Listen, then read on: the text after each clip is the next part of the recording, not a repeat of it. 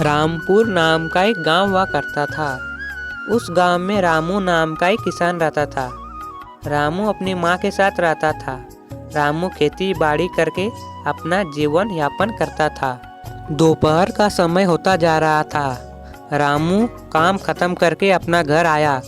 तब उसने देखा कि उसकी माँ बेहोश होकर जमीन पर पड़ी थी।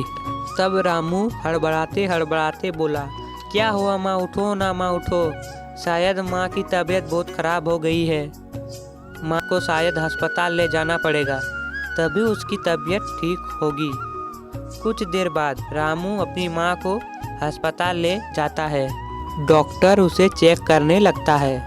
कुछ देर बाद डॉक्टर रामू के पास आता है और बोला, तुम्हारी माँ को एक जानलेवा बीमारी है, कम से कम 1-2 दिनों में ही ऑपरेशन करना पड़ेगा, वरना तुम्हारी माँ का जान खतरे में है।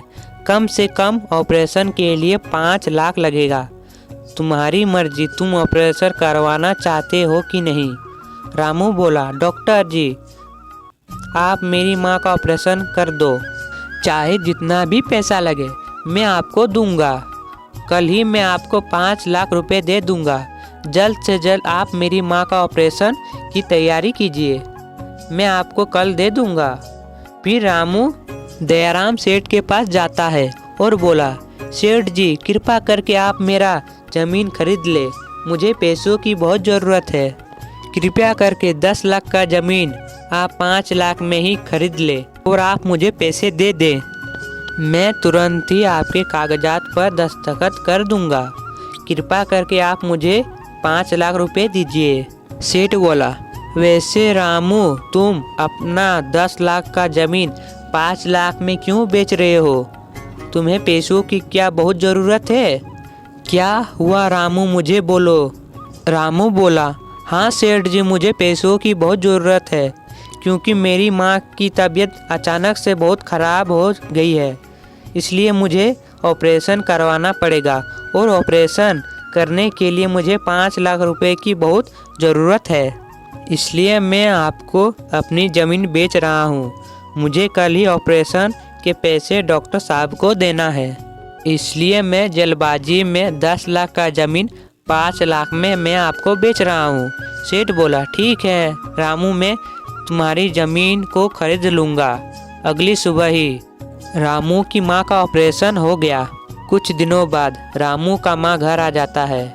रामू और उसकी माँ दोनों बात कर रहे थे, तभी उसकी माँ बोली, अरे बेटा मेरी तबीयत खराब हो गई थी, तो तुमने ऑपरेशन के लिए इतने सारे पैसे कहाँ से लाए? रामू बोला, अरे माँ मैंने हमारा खेत बेच दिया। माँ बोली, अरे बेटा तू इस बुढ़िया के लिए हमारा खेत क्यों बेच दिया? तुम्हारे पास खेत के अलावा कुछ भी नहीं था। रामू बोला, कोई नहीं माँ, मैं आपको ऐसे तो नहीं छोड़ सकता था ना माँ, मैं मेहनत मजदूरी कर लूँगा, तुम चिंता मत करो।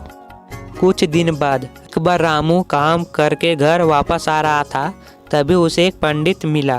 पंडित बोला, अरे भाई तुम्हारे पास कुछ खाने का सामान है तो मुझे दे दो, मुझे बहुत भूख लगी है, कृपया मुझे खाना दे दो। रामू बोला, ये लो भाई, मैं अपनी माँ के लिए खाना ले जा रहा था, तुम इसे खा लो। तभी पंडित की जगह वहाँ भगवान शिव प्रकट हुए। भगवान जी श्री रामू को कहने लगे, बेटा रामू मैं तुम्हारी परीक्षा ले रहा था और तुम इस परीक्षा में पास हो गए हो। मैं तुम्हें आशीर्वाद देना चाहता हूँ कि तुम्हें कभी भी धन की कमी नहीं होगी। ऐसा कहकर शिवजी वहाँ से गायब हो जाते हैं और वहाँ पर पैसों की बारिश होने लगती है। रामू यह देखकर हक्का बक्का दंग हो जाता है। तो दोस्तों इस कहानी से हमें यह सीख मिलती है कि हमें हमेशा हर किसी की मदद करनी चाहिए और हमें हमेशा अपने माँ बाप का ख्याल रखना चाहिए। अगर ये वीडियो आपको अच्छी लगी तो वीडियो को लाइक कर दें। अगर आपको ऐसे ही वीडियो देखना पसंद है तो हमारे चैनल को सब्सक्राइब कर दें। धन्यवाद।